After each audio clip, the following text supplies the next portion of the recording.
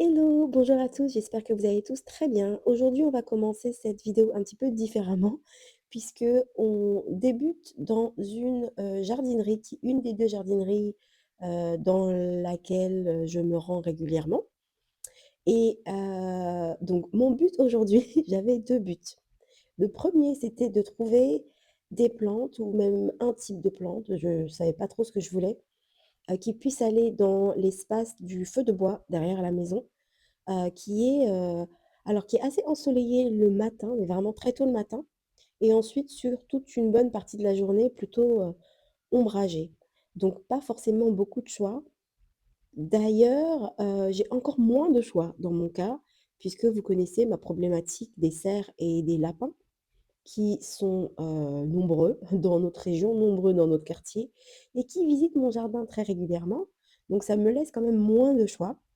Mon deuxième projet, c'était de trouver des persistantes pour le devant de la maison.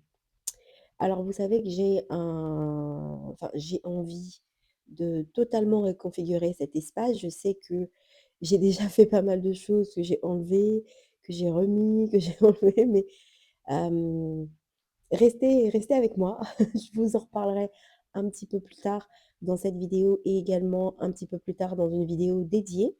Mais voilà, je regardais un petit peu ce qu'ils avaient, les prix, également, pareil, le même questionnement par rapport à ce qui me plaisait, par exemple ça. C'était vraiment très joli, je crois que c'est un azalée, la couleur des feuilles m'a vraiment attirée, c'était super beau. Je regardais aussi les rhododendrons, bref, tout ce qui peut prendre de la place et qui soit une persistante. Parce que voilà, je veux du vert, du vert, du vert toute l'année, devant la maison. Je vous expliquerai, également, pourquoi. Mais voilà, c'était un petit peu le but de ma visite à la jardinerie ce matin et puis, on va se retrouver du coup, cet après-midi pour jardiner un petit peu et puis pour parler un petit peu plus de mes projets. À tout de suite. Hello tout le monde, de retour à la maison. Alors, j'ai un petit peu craqué, je n'étais pas censée prendre quoi que ce soit, mais j'ai pris 2 œillères de, Proven Winners et je vais vous expliquer un petit peu le plan d'aujourd'hui parce qu'il y a pas mal de choses à faire. Aujourd'hui, on va faire les derniers transplants de la saison. J'ai commencé assez tôt au printemps les transplants, c'est-à-dire ce que je veux déplacer dans le jardin. Et vous vous souvenez, je ne l'ai pas fait avec vous, mais je vous l'ai dit, les tout premiers transplants que j'ai faits, c'était l'hydrangea que j'avais déjà transplanté du jardin à la devanture. La raison étant que, et ça je l'ai aussi exprimé, mais je vais entrer un peu plus dans les détails maintenant, la raison étant que je veux uniquement avoir des persistantes devant la maison. Le devant de la maison, c'est la chose que vous voyez quand vous arrivez, en fait. Et donc, j'ai vu plusieurs maisons qui ont ce système où ils ont beaucoup de persistantes devant, ce qui fait que c'est toujours accueillant, c'est toujours chaleureux, peu importe la saison. Et du coup, j'ai absolument envie de faire. Je vais déposer ça parce que c'est lourd. Et du coup, j'ai absolument envie de faire ça parce que je trouve que c'est une très bonne idée. Je trouve que ça rend bien et que ça demande moins de soins, en fait. Et j'ai déjà tellement de choses à faire derrière la maison. Je préfère vraiment me concentrer sur l'arrière, sur le jardin qui est derrière la maison, que de passer mon temps devant la maison. Donc, si j'ai que des persistantes et que j'ai de temps en temps à les tailler, et c'est tout, ça me va parfaitement. Évidemment, je vais arroser, je vais fertiliser, tout ça, mais c'est quand même pas la même chose que de toujours s'investir, couper des trucs, planter des choses, mettre des annuelles et tout ça. Non, j'ai vraiment envie que le devant de la maison ait l'air terminé et j'ai plus rien à faire. Et ça me dérange pas qu'il n'y ait pas forcément de couleur. Ça n'empêche pas que je peux très bien mettre des annuelles dans un pot, comme j'ai fait là dernièrement, que je peux avoir un hydrangea dans un pot devant la porte. Mais en tout cas, la devanture, pour moi, j'ai envie que ce soit vert. Donc, c'est un gros projet. C'est pour ça que ça nécessite un petit peu des achats. Voilà. Donc, dans tout ça, ça veut quand même dire que tout ce qui est devant la maison doit être transplanté. Et je préfère le faire maintenant parce que j'ai tellement d'autres choses à faire dans le jardin sur lesquelles j'ai envie de me concentrer. Il faut que je termine la terrasse, il faut que je termine le feu de bois, il faut que j'ai plein de choses qui poussent à l'intérieur de la maison que je vais devoir planter, il faut que je termine le potager. J'ai beaucoup de choses à faire et je veux vraiment terminer avec tout ça. Alors, on va mettre les œufs chers ici. Les deux que j'ai pris ce matin vont aller de part et d'autre de mes pots. Voilà. Je vais encore pas savoir le nom en français. C'est toujours le même problème. De mon érable, ouh, yes, de mon érable, de part et d'autre de l'érable, alors un petit peu plus près quand même, genre ici et ici. Et les deux autres œchères, ou trois, je sais plus, que je dois récupérer devant, vont aller aussi pareil à peu près. Alors j'ai des ostas dans ce coin-là, donc je pense que je vais les mettre assez près. Je vais en mettre un là et un autre là. Ensuite, ici, je ne sais pas si vous vous souvenez, il y avait un osta que j'ai déplacé et qui est ici. Et je vais, oui, j'avais dit dans la dernière vidéo que je n'allais pas le faire, mais en fait, en regardant de plus près, je vois vraiment que les ostas sont beaucoup trop gros de ce côté-là. Donc, il y en a un en particulier que je veux séparer, diviser et que je vais mettre ici. Un sédoum ici, juste au milieu là, des deux. Un sédoum ici au milieu et je vais en mettre également un ici, de part et d'autre de l'îlot. Voilà, un là et un là. Alors, j'avais envie de les mettre devant le cabanon et je pense que c'est pas une mauvaise idée. Je pense que ça peut être pas mal devant le cabanon, mais la raison pour laquelle j'ai changé d'avis, c'est parce que, alors à la base, je vais planter cet arbuste, ok, qui est un Alberta spruce, c'est ça, si je dis pas de bêtises. Mais j'ai changé d'avis, je ne compte pas le mettre là. Par contre, celle-ci, d'ailleurs, je vais la prendre. Oui, cache le potager. Celle-ci va aller là. Alors évidemment, comme elle sera en pleine terre, ce sera beaucoup plus bas. Et puis voilà, je laisserai grandir. Parce que si je mets une persistante qui est plus haute ici, j'ai peur que ça fasse de l'ombre aux autres plantes. Alors que celle-ci, comme elle est petite, ça ne va pas faire d'ombre, ce sera bien. Puis ça ce sont le type de choses qui prend beaucoup de temps, qui prennent beaucoup de temps à pousser. Donc je ne m'inquiète pas trop pour la taille. Donc les deux autres sédums, je vais les planter dans l'allée où on a plein d'hydrangeas. Donc je vais en mettre un ici, ok, dans ce coin-là. Et je vais en mettre un autre, certainement ici. Voilà, dans les espaces où, pour le moment, il n'y a rien. Donc voilà. Bon, c'est parti, hein. Alors, en plus des sédums et des écheras, il y a aussi certaines choses que je vais déplacer, auxquelles je n'ai pas pensé, que vous allez me voir déterrer. Vous allez vous dire, mais pourquoi tu déterres ça? Parce que j'ai oublié que je voulais aussi déplacer ces éléments, que ce soit des persistantes ou pas d'ailleurs. Parce que j'ai vraiment une idée précise du type de persistante que je veux avoir dans cet espace. Et donc, certaines des persistantes que vous allez me voir retirer, je les déplace parce que je sais qu'à terme, ça ne va pas aller dans l'esthétique de ce que je veux. Je sais, c'est un petit peu compliqué. J'ai vraiment une idée précise et je pense que je vais m'attarder dans une vidéo, dans une prochaine vidéo, pour vous faire un petit schéma et vous montrer exactement ce que je veux. Ça va peut-être me prendre du temps à exécuter, mais une fois que ce sera fait, une fois que je vous montrerai le schéma, déjà vous verrez ma vision. Et une fois que ce sera fait, ce sera magnifique. J'ai décidé d'être patiente plutôt que de juste planter pour planter. Je veux vraiment être patiente et j'ai plus envie de transplanter des choses à gauche, à droite. Tous les transplants que j'ai faits sur ces 2 dernières années ont très bien fonctionné. J'ai toujours eu de la chance. Tout a toujours bien repris. C'est pas toujours le cas. Et c'est du travail en plus de transplanter. Et vous laissez pas le temps à la plante de vraiment prendre sa place dans un espace. Donc j'essaye, en tout cas je vais essayer dans le futur de transplanter le moins possible.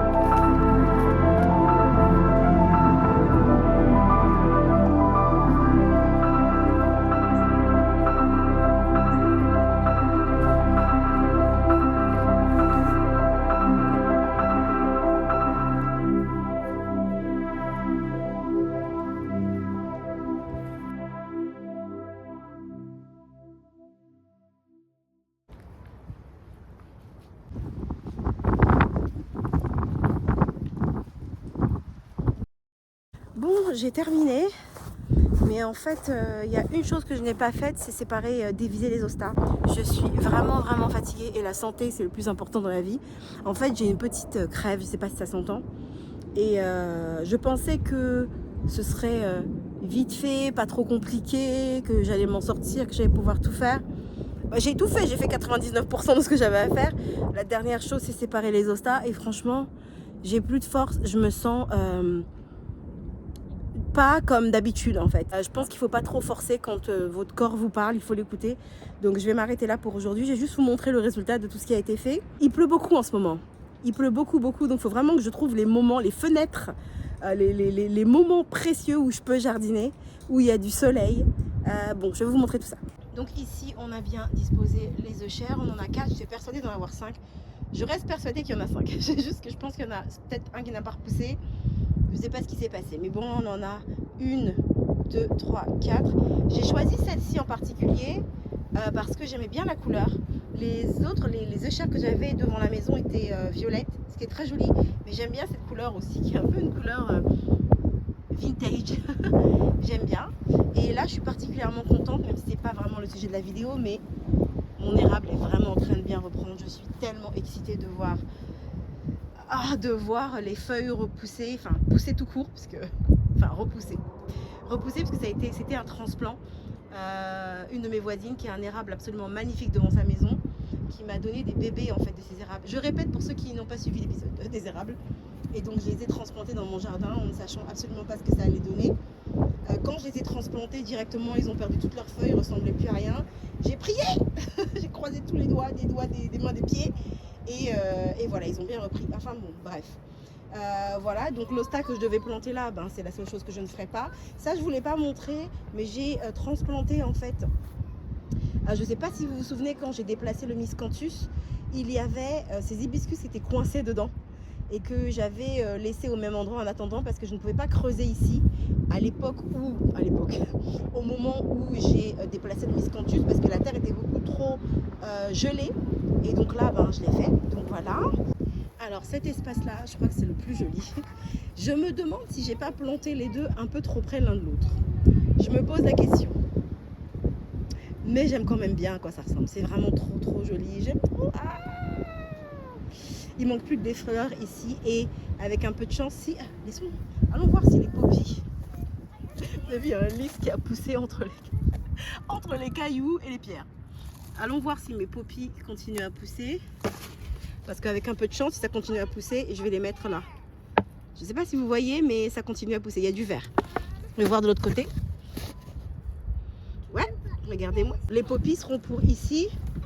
Et peut-être si j'en ai plusieurs, un petit peu là-bas. Donc voilà, voilà. Ici, on a un rosier grimpant. Ici, donc il faudrait que je mette une obélisque peut-être. Un truc. J'avais mis un... Oh! J'ai un projet dont il faut que je vous parle dans la prochaine vidéo. Vous vous souvenez, là, j'avais mis un espèce de... Comment on appelle ça? Treillis. Je l'ai déplacé à un autre endroit. Je vais vous expliquer. J'ai un projet là. Ah, vous allez aimer. Ensuite, ces deux-ci qui vont vraiment se plaire. C'est vraiment trop mignon. Ah, j'aime trop. J'aime trop. Celui-ci en passant, qui fait un tout petit peu d'ombre. Mais bon, c'est pas très très très grave. Et puis là, j'ai plein de terre du coup que j'ai récupéré et que je vais déplacer de l'autre côté de la maison, donc devant la maison, là où j'ai fait des trous. Donc je vais reboucher mes trous en fait. Et puis enfin donc ici, là j'ai des sédums, j'en ai 3, 1, 2 et 3. Et puis j'ai également ceci, alors c'est pas un miscanthus, c'est un amel quelque chose, c'est pareil, c'est des herbes en fait, des herbes des ornementales, voilà, c'est comme ça qu'on appelle ça. Il y a certaines personnes qui appellent ça des graminées. Donc voilà, ça je suis pas sûre de vous l'avoir montré quand je l'avais acheté l'année dernière et je l'avais planté, je l'avais taillé. Donc là c'est en train de repousser, j'espère que ça va bien reprendre. Donc voilà, et là on a encore plein d'excédents de terre que je n'ai pas récupéré, que je récupérerai peut-être plus tard, je ne sais pas. Parce que là, je vous dis, je suis crevée.